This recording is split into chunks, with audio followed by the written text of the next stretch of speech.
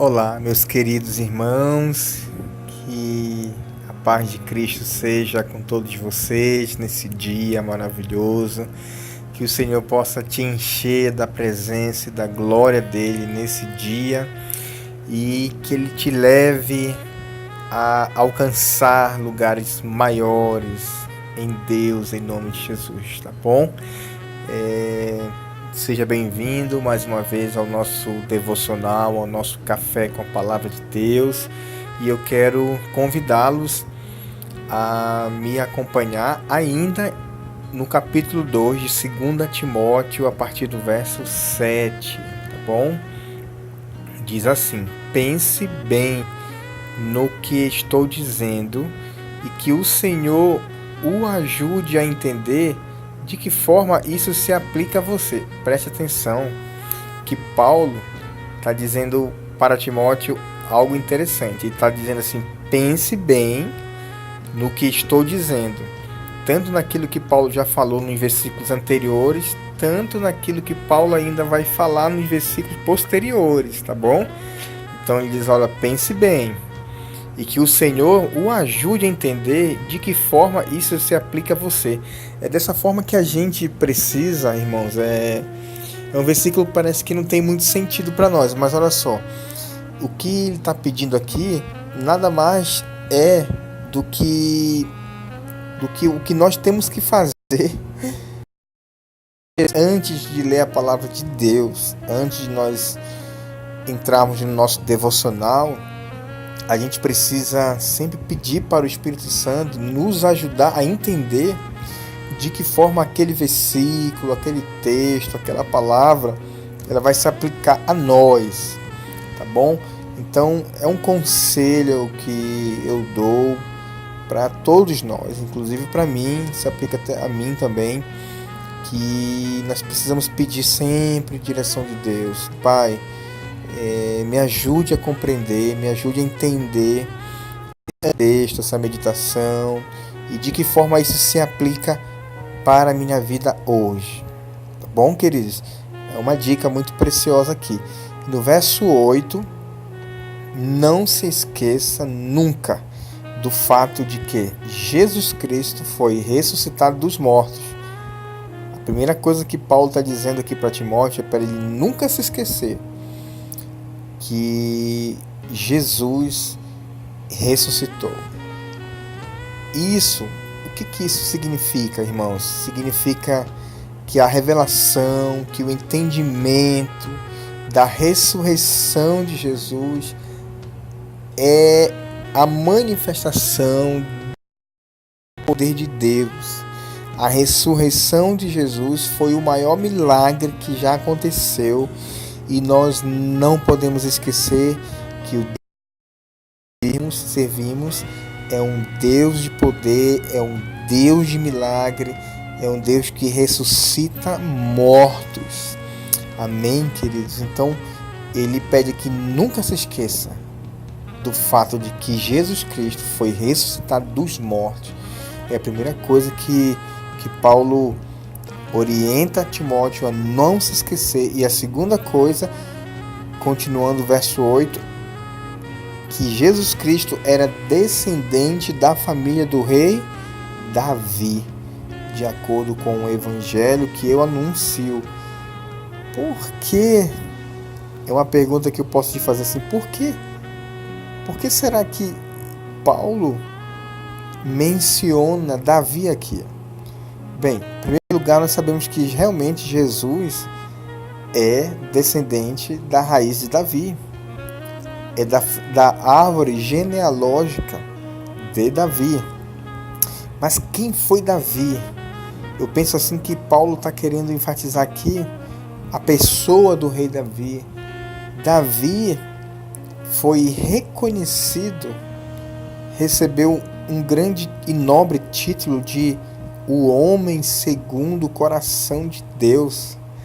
Isso é nobre, isso é maravilhoso, porque se você for ver a história de Davi lá em 1 Samuel, segundo, é uma história tremenda. Foi um dos maiores reis bem-sucedidos. Davi foi um dos maiores reis bem-sucedidos de Israel. Então, é aquele mesmo Davi que venceu Golias, aquele mesmo Davi que venceu muitas batalhas, muitas guerras. Foi esse homem de Deus. Então, nós precisamos pegar esse exemplo. É isso que Paulo está falando aqui também.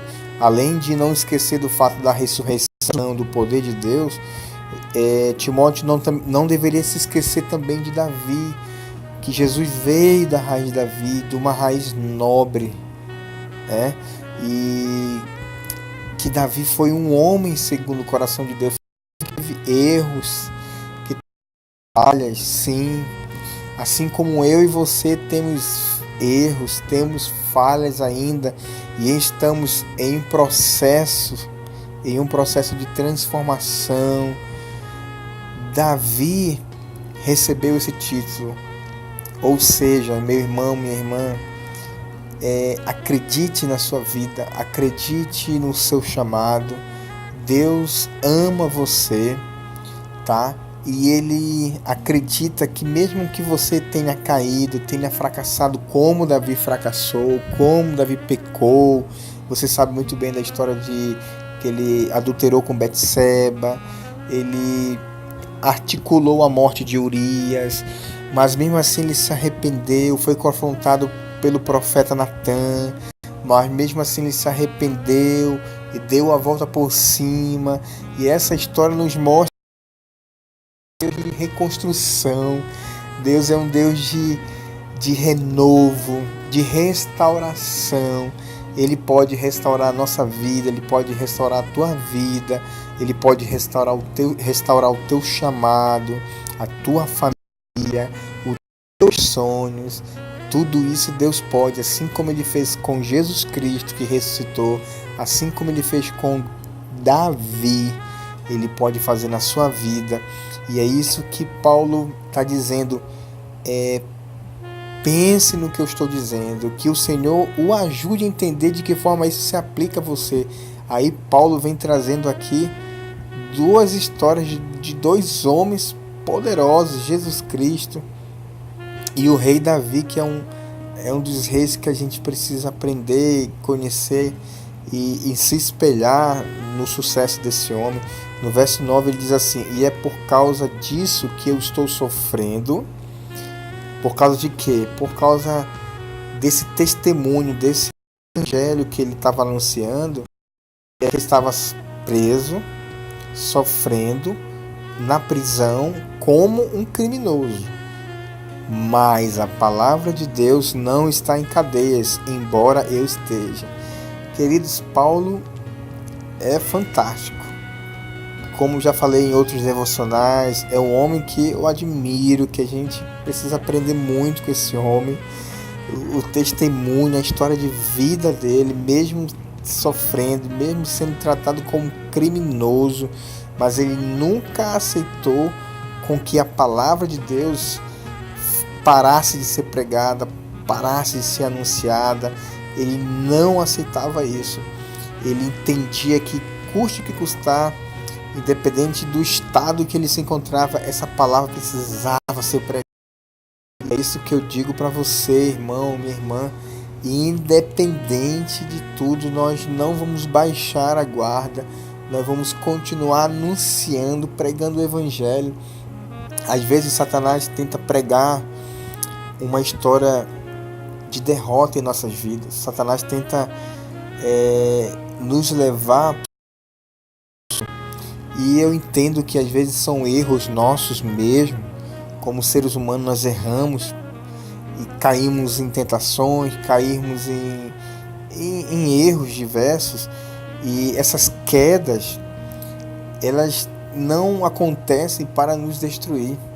Essas quedas, elas devem servir, na verdade, de ensino, de aprendizado para a gente levantar a cabeça, para a gente se levantar desse chão e continuar caminhando com Jesus, continuar fazendo a obra de Deus, nos arrependendo, claro, pedindo o tratamento de Deus, aceitando esse tratamento de Deus e levantando a bandeira do Evangelho, que nunca deve, querido, nunca é a primeira coisa, eu já falei isso outras vezes, que o cristão pensa quando está passando por alguma dificuldade e há essa queda espiritual, é desistir das coisas, é desistir da primeira coisa que a pessoa deixa é de ir para a igreja, é de congregar. E isso não pode acontecer, irmãos.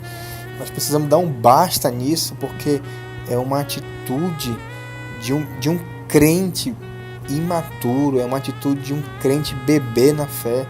E nós precisamos crescer, aprender que não podemos parar. Assim como Paulo está aqui, ele diz, olha, a palavra de Deus não está em cadeias, embora eu esteja, ela não está, não vai deixar de ser anunciada, amém, queridos? Eu declaro isso em nome de Jesus.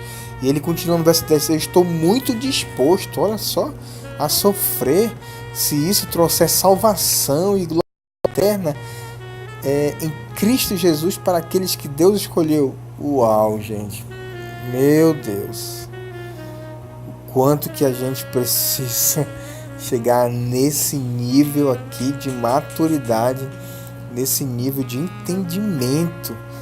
Paulo está preso, irmão, está sofrendo, e ele diz que está muito, não é pouco, não é muito disposto a continuar sofrendo, se for preciso. Se esse sofrimento trouxer salvação e glória eterna para aqueles que Deus escolheu, ele disse, eu prefiro ficar aqui. É mais ou menos isso. É claro que Paulo não queria ficar preso, porque se Paulo já... Olha só, gente. Se Paulo já produziu muito para o reino de Deus estando preso, imagine ele solto. Você entende isso? Se preso, na cadeia, Paulo continuava pregando, escrevendo cartas, anunciando, incentivando, desafiando os discípulos, os irmãos. Imagine ele solto. Quantas coisas ele faria. Então, isso é tremendo. Olha o verso 11. Sou confortado com o seguinte ensino verdadeiro. Quando morremos por Cristo, isto apenas quer dizer que viveremos com Ele. Pronto. Se eu estou aqui e vou morrer por causa de Cristo, então eu vou viver com Ele. Ou o verso 12. E se continuarmos a suportar o sofrimento com paciência, lembre-se de que algum dia iremos governar com Ele. Entretanto, se desistirmos e o negarmos, então também nos negará. Isso é importante aqui, nós meditarmos nisso aqui, sabe, queridos? Porque se nós continuarmos, olha, irmão, irmã, está passando por tribulação, está passando por dificuldade, mas você está perseverando, você está suportando com paciência, sabe? Não agindo, pagando com a mesma moeda, não pagando com palavras, com revoltas, com ódio, com raiva. Não é isso. Essa não é a atitude que nós temos que ter. A atitude que nós temos que ter é que é suportar com paciência, confiando no Senhor. E lembre-se que algum dia iremos governar com Ele. Isso é forte. Um dia iremos governar com Ele. Entretanto, se desistirmos e o negarmos, então também Ele nos negará. Isso é forte. Mesmo quando formos infiéis, irmãos, Ele continua fiel para conosco. Esse é um versículo tremendo, irmãos. Mesmo quando formos infiéis, Ele continua fiel para conosco. Existe a misericórdia de Deus, né, irmãos? A misericórdia de Deus, porque mesmo que a gente seja infiel, fale, erre, mas essa misericórdia ela se renova a cada manhã. Não é que nós vamos abusar dessa misericórdia, continuar errando, sabendo que o que estamos fazendo é errado. Não, aí vai entrar em cena essa parte aqui. Se nós negarmos a Ele, então Ele nos negará. Mas se você for fiel, mesmo você for sendo infiel, o que significa isso? Mesmo que você erre, mas você está procurando, desejando o conserto, o tratamento de Deus, Ele vai ser fiel com você, Ele vai te ajudar, porque não é pelos nossos méritos que nós temos, não é pelas nossas obras, mas é pela graça de Deus, mediante a nossa fé em Cristo Jesus. Amém, queridos? Deus continuará sendo infiel, apesar de nossos erros, Ele continua fiel, pois não pode negar a si mesmo, que é a sua palavra. Amém, queridos? Ele, no verso 14, lembre estes grandes fatos ao seu povo, ordenando-lhes em nome do Senhor que não discutam a respeito dessas coisas sem importância. Eu quero parar por aqui, queridos, e eu quero deixar esse devocional para você.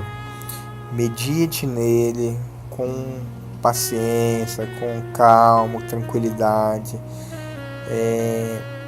Eu tenho certeza que Deus vai falar muitas coisas, muito mais com você, além disso que eu falei aqui, tá bom?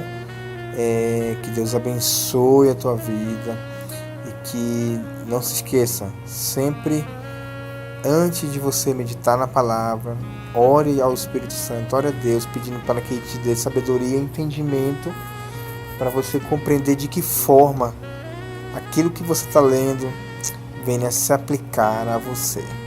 Amém, queridos? Um forte abraço, obrigado, que o Senhor te guarde, te proteja nesse dia e que você continue caminhando nessa paz, nessa presença de Deus, em nome de Jesus. Até o próximo Café com a Palavra de Deus.